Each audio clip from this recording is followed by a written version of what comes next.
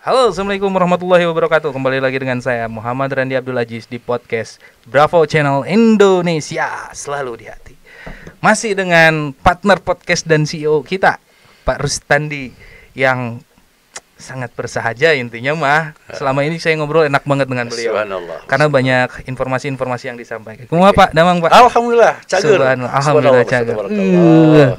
Ya si cepot namanya didinya luar si biasa. cepot jadi lambang semacam bego tapi pinter. Makanya ngabeureman PPH oge beureum jadi na milu tah Pak. Ulah ngelolowe we ka urang nya. Iya teh. Aduh. Kuntu deh itu. Dua tah Pak cepot. Oke. Pak, kembali kita bahas terkait hal-hal yang menarik seputar Kabupaten Bogor dan nasional. Terkait aturan-aturan dan pembangunan daerah. Kali ini yang paling menarik adalah nasib pembangunan Jalan Puncak 2 yang digadang-gadang akan memulihkan ekonomi pasca Covid katanya. Juga akan meningkatkan perekonomian masyarakat. Nah, cuman kabarnya jalur Puncak 2 sekarang agak molor, Pak. Nah, molornya itu katanya penolakan, ada beberapa masyarakat yang mengatakan menolak jalur Puncak 2. Ada beberapa masyarakat yang mendukung. Ada juga tanah katanya nggak jelas tanah siapa gitu kan. Betul. Banyak isu-isu yang beredar. Nah, sejauh ini Bapak memandang itu seperti apa? Ya, kalau jalur Puncak 2 itu kan kita harus memandangnya itu sebuah terobosan pemikiran yang luar biasa gitu kan.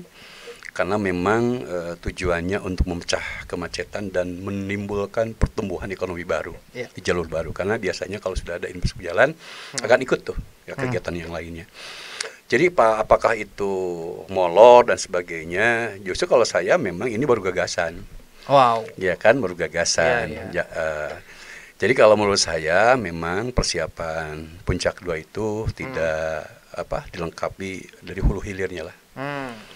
Maksudnya yang pertama adalah tentu studi kelayakan, gitu kan? Nah, studi kelayakan itu salah satunya bagaimana sebetulnya struktur tanahnya, milik siapa, layak tidak layaknya, apakah rawan atau tidak rawan, itu kan muncul. Nah, yang akhirnya nanti ketika sepakat, gitu kan, kalau tanah orang, apakah akan hibah? Informasinya kan katanya hibah. Tapi kan saya belum melihat sampai hari ini mana buktinya. Sepanjang 56,2 km itu buktinya hibah seperti apa. Nah, kalau misalkan itu tanahnya tidak selesai, bagaimana kita akan membangun? Kan itu kan yang pita itu dulu. Betul. Nah, itu dulu selesaikan, maka itu lagi-lagi kepada informasi. Yang berkepentingan mestinya memberikan informasi tidak hanya kepada masyarakat, tapi kepada pemerintah pusat atau kepada Jawa Barat. Ini tanahnya sudah ada loh, ini dokumennya dan sebagainya, tolong. Atau kita siapkan bangun bersama-sama misalkan begitu. Betul. Gitu ya. Seperti itu mungkin ya. Jadi jangan hanya jadi proyek politis ya Pak ya. Karena mengingat jalur Puncak 2 ini dicetuskan zaman bupatinya kalau nggak salah Pak Rahmat Yasin. Ya, awal-awal beliau menjabat ya. Awal-awal menjabat. Terus kalau kata secara seremoni dibuka oleh Bu Ade Yasin saat itu. Itu dari tahu ya, betul. Oleh untuk membuka jalan bukaan saja. Belum sampai pembangunan. Nah Pak, jalur Puncak 2 ini sebenarnya kondisinya saat ini secara realistis itu relate nggak sih Pak dengan masyarakat di wilayah? Setahu Bapak? Kalau kebutuhan masyarakat di sekitar itu memang menurut saya wajar untuk dibangun. Karena kan harus membuka bukaan baru ya. Karena kita tahu kan jalurnya termasuk ke Sukamakmur di sana, lalu ke Karawang, ke Cianjur. Justru yang dilewati adalah memang kondisi masyarakatnya memang rendah, IPM-nya rendah. Nah, dengan dibukaan jalur itu kan itu berpengaruh kepada mendorong peningkatan ekonomi masyarakat. Betul. Di samping sebetulnya berpengaruh juga kepada dunia usaha di situ. Nah, ketika kita membangun dunia usaha, pasti kan ada efek sampingnya. Ada gerak ekonomi lokal yang akan tumbuh akibat pertumbuhan di situ. Misalkan ada jalan, ada toko, ada warung, ada perumahan dan sebagainya. Pasti kan ada pasar baru di situ sehingga masyarakatnya harus mampu membuka peluang itu agar dia tidak jadi penonton di penderita itu kan gitu kan seperti itu. Nah Pak, kabarnya juga jalur Puncak 2 ini menurut para ahli nih Pak ya, itu adalah tanahnya rawan bencana, longsor dan segala rupa. Nah, apakah saat itu ya Pak, saat itu mungkin Bapak terlibat juga dalam perencanaan. Apakah perencanaannya itu tidak melihat aspek lingkungan atau aspek kondisi alam di sana saat itu? Ya, sebetulnya kalau di situ makanya kan perlu FS. efeknya paripurna. Termasuk memperjuangkan daya dukung lingkungan. Kalau Pak Yayat Supriyatna kan sudah mengukuhkan itu. Ketika beliau mengomentari masalah jalan puncak atau puncak itu, beliau termasuk membahas juga sepintas puncak 2. Salah satunya diperhatikan itu adalah masa kebentangan persoalan kondisi struktur tanah. Maka kalau selesai sebetulnya. Cuman persoalan sekarang bagaimana komitmennya semua pihak, para pihak untuk itu. Nah kalau misalkan Pemda Kabupaten masih berharap dan yakin masyarakat berharap, maka sebetulnya duduk bersama. Jangan hanya misalkan kata Arandi tadi ada konsumsi publik yang untuk kepentingan tertentu. Nah menurut saya harusnya gitu kan, itu kalau memang punya komitmen bersama gitu kan, dibawa ke pemerintah pusat ke Jabar, duduk bersama, minta bantuan DKI Jakarta juga, duduk bersama, bikin perjanjian kerjasama pembangunan jalur 2.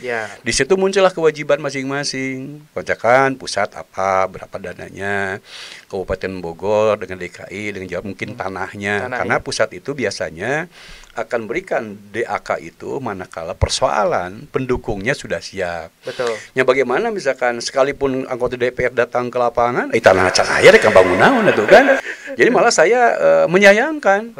Komisi 5 ya kalau nggak salah itu kan hadir lengkap, saya juga menyaksikan, dan Pak Didi Mulyadi kan salah satu anggota DPR kita juga gigi berjuang untuk itu. Tapi saya melihat ada pondasi yang belum selesai persoalan tanah. Bahkan kalaupun misalkan pusat menganggarkan untuk infrastruktur jalannya, itu tidak bisa terserap karena persoalan tanah.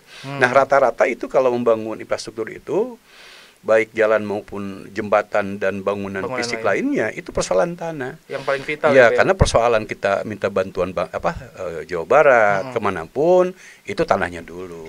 Nah Pak, klaim yang paling menarik adalah bahwa pemerintah pusat dan pemerintah Jabar tidak ikut andil dalam pembangunan jalur puncak 2 katanya. Bahkan isu yang beredar ini hanyalah anggaran APBD Kabupaten Bogor dengan APBD Cianjur. Nah itu kan isu yang beredar seperti itu. Nah itu faktanya gimana sih Pak? Jadi kalau saya berkomunikasi dengan Kepala Balai 6, gitu kan, memang kebijakan pusat belum konsentrasinya ke puncak 2. Bahkan saya pernah rapat dengan jajaran ya di kementerian dengan insight terkaitnya untuk penanganan proyek strategi nasional. Itu menyampaikan forum rapat bahwa itu tidak menjadi agenda pemerintahan sekarang. Jadi Menteri PU atau Dirjen sudah melaporkan kepada Presiden, memang di dalam hasil rapatnya disimpulkan bahwa puncak 2 belum menjadi strategi nasional, sehingga kecil kemungkinan untuk dianggarkan, gitu kan. Dan pusat lebih perhatian kepada peningkatan jalan-jalan sekitar puncak tuh. Ada jalan Kelok, jalan kecil itu kan sekarang termasuk juga merevitalisasi jalan puncak tuh. Ya kan itu adalah memang agenda pusat. Berarti pusat masih fokus untuk melebarkan jalan dan segala macam yang sudah ada, bukan membuat jalan jalur baru. Sebetulnya kalau dari sisi interkoneksinya jalan, itu lebih tepat jalan itu memang untuk jalan provinsi dan pusat. Ketika koneksinya misalkan itu bisa menghubungkan jalan provinsi, mestinya itu tanggung jawab pemerintah provinsi. Tapi kan kalau di Cianjur kan jalan nasional tuh. Dan itu saya yakin juga punya kepentingan nasional. Nah, mudah-mudahan saja pemerintah yang akan datang ketika kondisi keuangan membaik gitu kan, bisa kita yakinkan, atau bukan kita lah, pemerintah daerah yakinkan, Jabar kemudian didukung oleh Kabupaten Bogor, kan didukung oleh pejabat bersama-sama mengusulkan, meyakinkan pusat untuk jualan program kegiatan ini kepada pusat, sehingga pusat punya keyakinan bahwa ini sebetulnya bagian daripada program strategi nasional, karena untuk membangkitkan daerah-daerah yang selama ini terbelakang dari sisi EPM gitu kan. Apa karena lobby politiknya kurang kencang, Pak? Kalau saya tidak melihat itu ya, karena memang kondisi keuangan kita kan tidak baik-baik saja. Covid ya kemarin soalnya. Selain Covid kan Arandi tahu kan bahwa sebagian besar pembangunan kita itu kan sumbernya pinjaman. Pinjaman. Dalam luar negeri itu tandanya APBD tidak kuat untuk bisa keseluruhan, gitu kan. Jadi kita harus maklum lah, gitu kan. Saya bukan maklum saja. Tapi perlu diapresiasi juga keberanian pemerintah Kabupaten Bogor mengambil sikap untuk minimal melaunching dulu ya Pak ya? Iya, itu kalau itu semangat yang saya katakan luar biasa semangatnya. Sehingga kalau sudah seperti itu mempertontonkan atau melikatkan kepada pihak Ini Bogor serius loh untuk membangun ini. Tolong dong pusat gitu kan, Jawa Barat gitu kan. Yuk sama-sama menyelesaikan persoalan kita bersama. Betul. Makanya kalau kita ingin dijadikan ini sebagai kepentingan bersama, tuangkan dalam perjanjian kerjasama. Betul. Semacam kami dulu melakukan MOU untuk penangkaran Puncak. Ya. Nah Puncak tuh hampir gagal tuh kan, karena Dirjen Cipta Karya waktu itu tidak pernah ikut tahu tentang itu. Maka ini menarik sebetulnya waktu itu. Alhamdulillah lah berkat diskusi. Karena saya waktu itu memimpin rapat secara keseluruhan gitu kan, akhirnya bisa selesaikan. Jadi faktanya kalau level eselon 2 gitu kan, 3 perintah. Kalau di Kementerian itu tergantung dirjen dan menterinya, ya kan? Kalau dia makanya Pak saya tidak tahu apa-apa misalkan.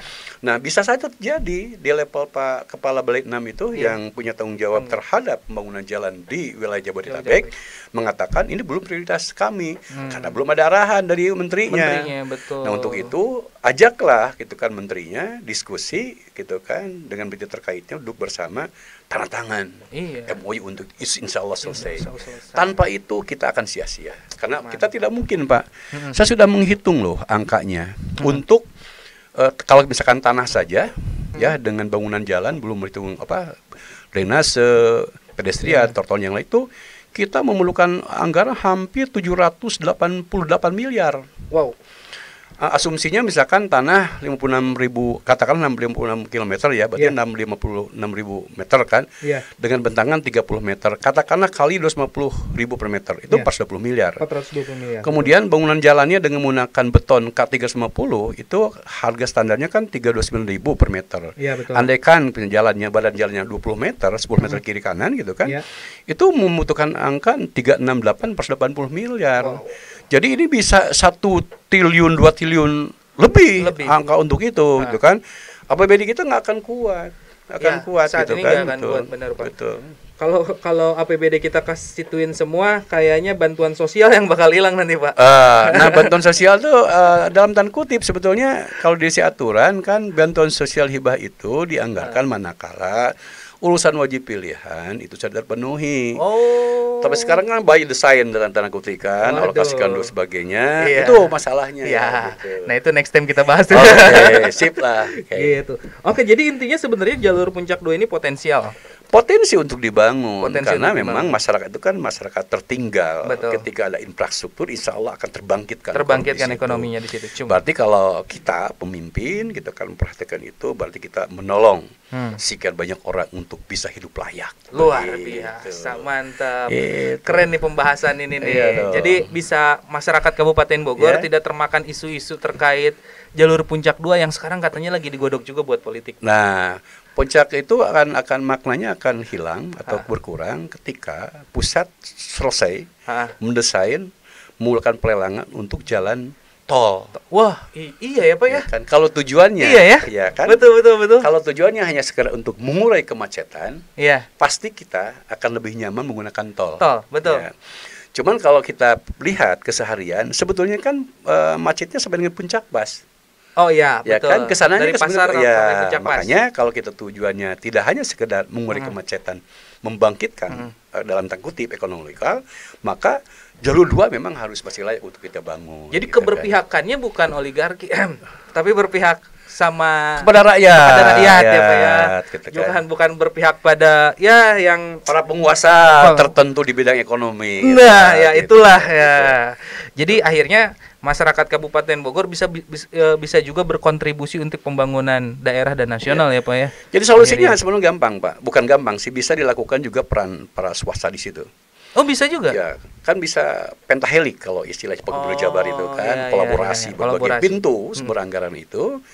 Misalkan ada para pengusaha pembangunan perumahan di sana, ada sekian ratus hektar. Ketika jalan itu dibuka, disumbangkan untuk pembangunan jalan, maka kan nilai ekonomi dia akan bangkit. Lebih naik harganya juga. Nah ketika saya menyampaikan ya, Sentul, kalau tidak ada jalan tol, tidak ada jalan bukaan yang besar, mana laku masyarakat akan ke situ. Nah, sama dengan di sana. Jadi perumahan itu akan nanti bangkit dengan suasana alam yang luar biasa. Maka insya Allah sebetulnya kan nanti diperhitungkan kepada nilai jual. Betul. Sebab yang membeli itu kan kalangan bukan kalangan ece-ece ya, bukan kaleng-kaleng lah bahasa sekarang. Pasti orang yang punya berduit. Betul. Jadi nanti kan bisa diperhitungkan. Katakanlah jalan X rupiah diperhitungkan kepada unit, insya Allah bisa selesai. Bisa selesai. Dan biasanya kalau sudah ada pembukaan jalan, jangankan jalan dibuka ya Pak ya, jalan dibangun, baru perencanaan aja udah banyak investor masuk ke situ beli tanah kan ya Pak. Nah yang bahaya itu misalkan justru perencanaan diinformasikan pihak tertentu sebelum dibangun tanah jadi mahal. Jadi mahal kan. Andai kan misalnya ini bekerja sama dengan para pemilik tanah yang luasnya luar biasa, bukan masyarakat kecil ya, itu bagus gitu kan. Karena justru tidak hanya keuntungan untuk masyarakat biasa, dia pun akan dengan mudah mengembangkan usahanya sesuai dengan potensi lahan di situ. Luar biasa. Makanya pesan saya adalah kepada teman-teman di Pemda Bogor itu rumuskan hal itu, gitu kan. Sebelum itu nggak usah bikin lonceng-lonceng rapat-rapat di bewarakan ke masyarakat lah, hasilnya itu kan. Sudah saja kita bersama, kita terbatas dulu bahas dari pintu ke pintu, pintu ke pintu ke DPR sebagainya, duduk bersama, kita buat MOU tanda tangan baru, karena kan tanda tangan komitmen. Rek 1 tahun, 2 tahun, 3 tahun kan tidak mengganggu kepada masa jabatan yang bersangkutan. Perjanjiannya dengan daerah kan? Iya, karena kepala daerah bukan pribadi. Gitu. Jadi Pak, kalau misalkan jalur Puncak 2 ini bentar launching, udah dibuka launching belum dibangun-bangun dan segala rupa, kasihan Pak, kasihan masyarakat di prank, kasihan pengusaha juga tuh banyak yang di prank. Dan APBD kan mubazir. Iya, betul. Ketika hari ini dibuka katakan dengan rencana 60 hektar atau 20, 30 apapun lah gitu kan dibuka.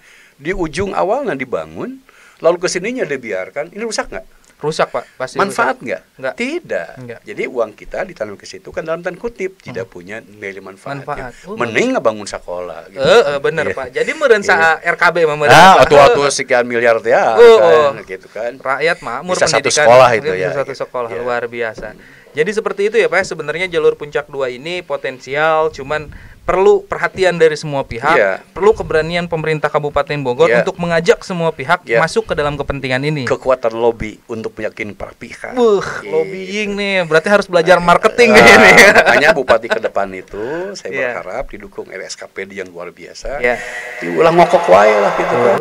Ngokok di dia dengan APBD, diberi APBN itu diserap dasieun. Ada kan di SKPD kita? Ada Pak, itu berikan bantuan, diantap dasieun sana. Jadi ulah kasih bener mah. Bener. Kita nu tamu kasieun mah mainnya rek curiga orang pan gitu kan. Lamun loba kasieun mah berarti ada apa gitu kan. Jadi jangan sampai nyaman APBD saja lah gitu kan. Kasihan APBD gitu kan. APBD sakitu-kituna gitu ya Pak. 40 kecamatan ngurus lagi pan gitu. Harusnya kita mencari alternatif lain gitu kan.